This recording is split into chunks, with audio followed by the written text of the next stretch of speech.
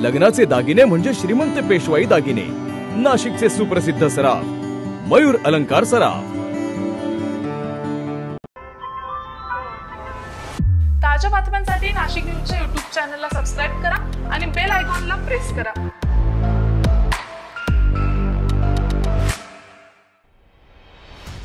नाशिक कृषी उत्पन्न बाजार समितीतर्फे विविध पदांसाठी भरती करण्यात येत आहे। भरती प्रक्रियेबाबत संचालक शिवाजी चुंबळे यांनी तक्रार केल्यानंतर पणन मंत्र्यांनी आता या भरतीला स्थगिती दिलेली आहे। शासनाच्या तरतुदीचे पालन झाले नाही किंवा कसे याबाबत सखोल चौकशी करून परिपूर्ण अहवाल शासनास तात्काळ सादर करण्याचे आदेश देण्यात आले आहे। नाशिक कृषी उत्पन्न बाजार समितीत 57 जागांसाठी भरती प्रक्रिया राबवण्यास सुरुवात करण्यात आली होती। या भरती प्रक्रियेत शासनाच्या समांतर आरक्षण नियमाचा भंग होत असल्याची तक्रार संचालक शिवाजी चुंबळे यांनी केली। त्यामुळे बाजार समितीने पुन्हा 51 पदांसाठी नोकर भरती प्रक्रिया राबवण्याचा अहवाल शासनाला दिला।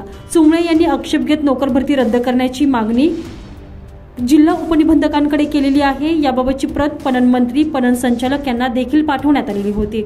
भरती प्रक्रियेची चौकशी करूनच अहवाल सादर करण्याचे आदेश आता उपनिबंधक कार्यालयाला देण्यात आलेले आहे।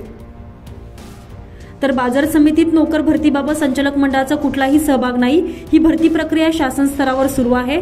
बाजार समितीने फक्त भरतीचा ठराव दिलेला आहे, त्यामुळे शासन नियमानुसारच भरती होणार असल्याचं स्पष्टता नाशिक बाजार समितीचे सभापती देविदास पिंगळे यांनी दिली आहे। तर बाजार समितीला सध्या कुठल्याही कर्मचाऱ्यांची गरज नाही, मात्र भविष्यात संचालक मंडळ बरखास्त होऊन नामनिर्देशित संचालक मंडळाची नेमणूक होणार असल्यानं भरती प्रक्रिया राबवून पैसे उकळण्याचा धंदा सुरू आहे। त्यामुळे भरती प्रक्रिया कायमस्वरूपी शासनाने रद्द करावी अशी तक्रार नाशिक बाजार समितीचे संचालक शिवाजी चुंबळे यांनी केलेली आहे।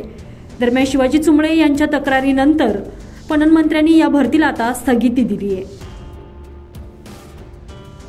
संजय परमार, नाशिक न्यूज, नाशिक।